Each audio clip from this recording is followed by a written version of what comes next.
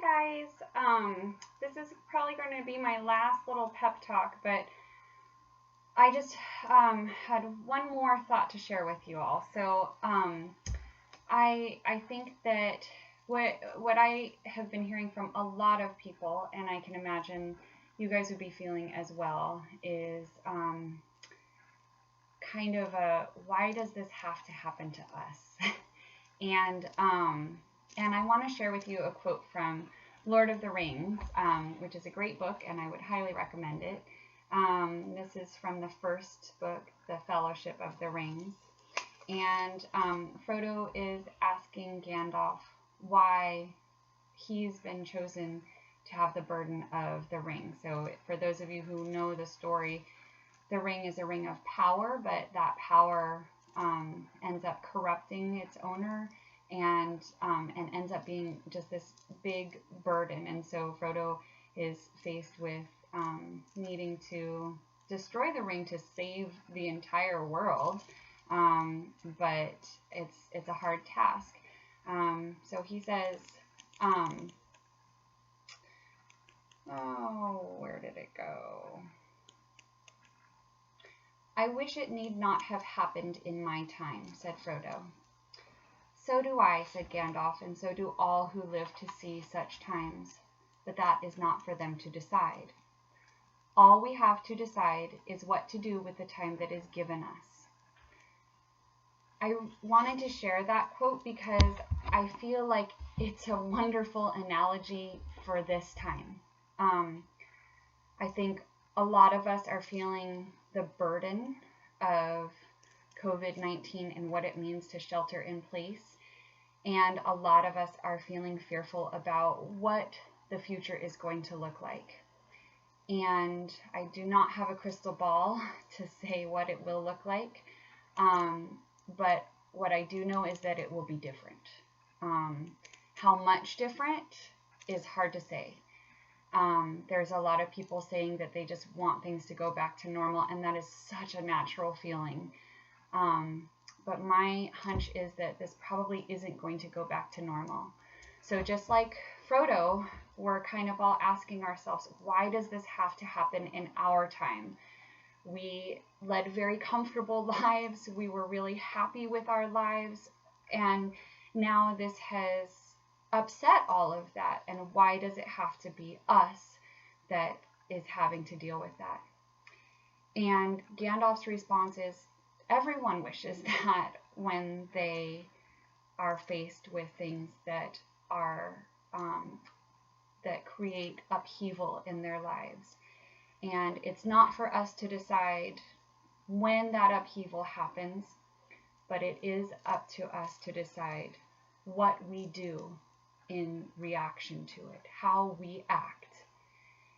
And so what I have been feeling lately is, instead of a feeling of despair and sadness that this time has created such a rift in everything that we know, in education, in healthcare, some of the big industries in our country, but in little things too, in our day-to-day lives.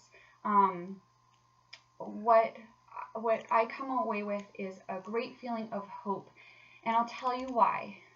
The reason I feel hopeful is because oftentimes throughout history, it takes a momentous event to shake people up and get people out of their comfort zone and to create action. And on the other side of it, things are really, really yucky in the meantime. But on the other side of it, things are better. And I've experienced that in a much smaller scale throughout my own life. The times that have been the darkest for me, that have had the most pain and the most troubles, on the other side of that trouble makes us stronger. That trouble forces us to make a change. And so things that we thought were working perfectly well before this weren't working. And now we see that through all of this trouble. And now our job is to create a way for how to fix the things that were not working. So again, I come out of this in a hopeful place, knowing that yes, our world will be changed greatly, but also hopeful that that change will be for the better. And I can't help but think that it has to be. We have people who are committed to wonderful causes. We have people who are banding together. We have people who are sharing messages of peace and hope. There are also people who are not sharing those messages. And I think as time has gone on, it has made people, maybe those feelings of unhappiness with how things are, they may not know where to direct that feeling of frustration. But I know that we have smart people, we have people with good hearts, and we are a great country. And so even though things may seem really dire, and we all wish that this hadn't happened in our time, I know that we will come out a better, stronger, more capable country on the other side of this, because this will force us to change some of the things in our country that really haven't been working for everyone. We've talked in class about the difference between equality and equity, and how equality is everyone has the same, and equity is everyone gets what they need. In our country, we've had a long-standing tradition of people not getting what they need, and us trying to be equal and fair. And I hope that on the other side of this, we will see that really it's about giving people what they need. So I'm sharing this with you because I think we're all coming up on summer with a lot of apprehension. We were hoping that things would look more like they used to by this point. And I think we're all going to have to adjust to the fact that that's just not going to happen.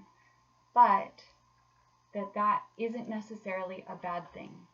That going back to normal for a lot of people just isn't an option that will work. And what we can do is going to change things for the better. So with that, I hope you all have a wonderful summer. Try to focus on the good. Appreciate the small things. Appreciate the people that you are with, the people that you love, the people that you may not get to see as often. Hold them even closer when you do get to see them. The connections that you make on the computer or on the phone, those are all the more special, things that we have taken for granted. But being able to see somebody's face, even when they're far away, even when we can't see them in person, means a great deal. And that love and that heart and that commitment and that passion is going to make it okay on the other side. I promise.